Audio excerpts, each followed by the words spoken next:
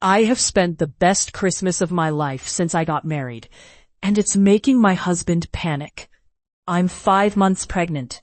When I found out, my husband's nephew hit me hard in the stomach. My sister-in-law brushed it off as a phase, but when Christmas came, my mother-in-law called to say the phase was still going on. She suggested I stay home this time. To my surprise, my husband started packing on the 21st. "Oh, you wanted me to stay?" he said, misreading my expression. I stayed silent for a moment, and then said, "No, you can go." He smiled sheepishly. A work colleague, an unmarried older lady, suggested we do something together. So I spent Christmas with her.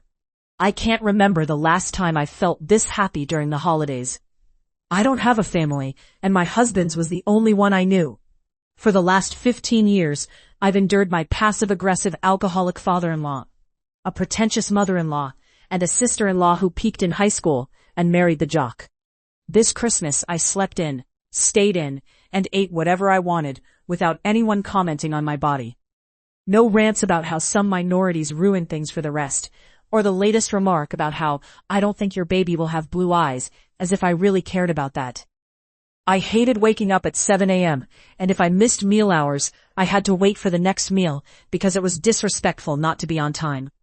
I was forced to cook weird food from my home country, only to have them sniff and wrinkle their noses, calling it interesting. Most of all, I didn't have my husband by my side, anxious the entire time, trying to soften the blows and explain that they didn't mean any of it. When he got home, he was as anxious as I was happy. I told him I was fine, and that I had a great time. He apologized, saying maybe he should have stayed home with me, but then he would have missed Christmas with his family, and they would have been disappointed. Al said nothing, just looked at his anxious face, probably frowning, which only made him more anxious. "Everything is fine," I reassured him again.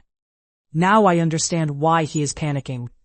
Why have I let this go on for so long? My colleague is also a lonely woman with no family, yet she seems so much happier than I have been in many years. Since Christmas, I've been thinking about this newfound freedom and loneliness, and I guess my husband is sensing it.